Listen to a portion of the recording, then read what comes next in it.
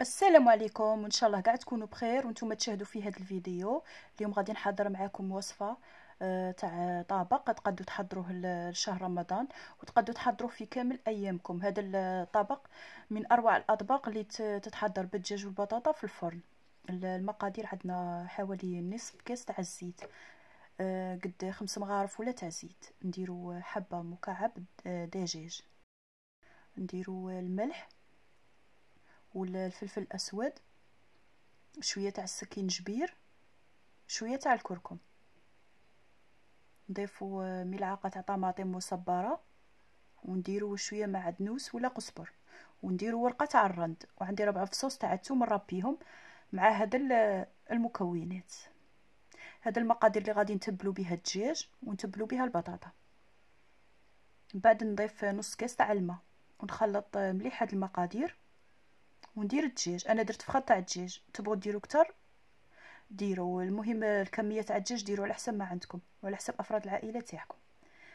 نخلط هذاك الدجاج في التتبيله ونضيف البطاطا درت حوالي 4 حبات، قسمتهم على الطول على 4، كل حبه تاع البطاطا قسمتها على 4.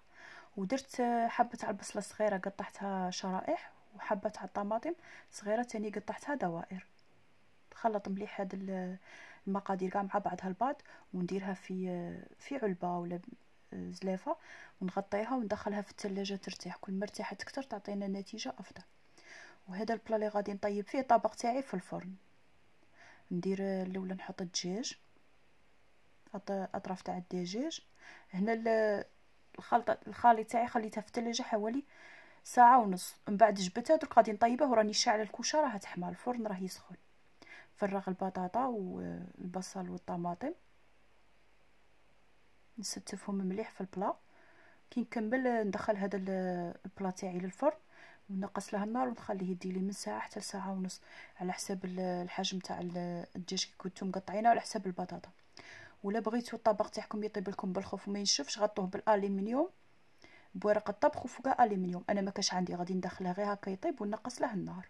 ومن بعد نضيف كاس تاع الماء، نشل هذيك الزلافه، نشل ديك التتبيله اللي بقات ونفرغها فوق البلا تاعي ندخلها طيب. الا شتو البلا تاعكم في الكوشه نشف ضيفوا له الماء الساخن، ولا شتو حافظ على لاصوص اللي فيه ما تزيدولهاش. قلت لكم ندخلوا هذا الطبق تاعنا يطيب، وكي يطيب نعاود نخرجه ونوريه.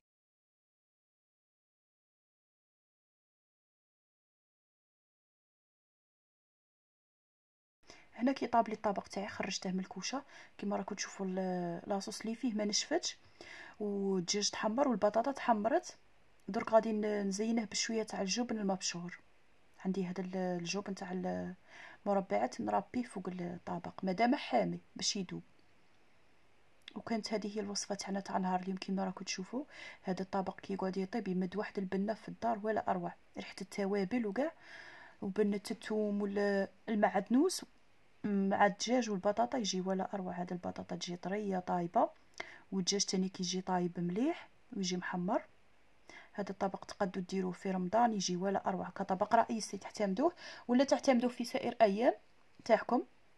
نرافقوه مع سلطه ونكونوا تحصلنا على عشاء ولا فطور شباب. انا هذا الطبق سيته درته في الفطور.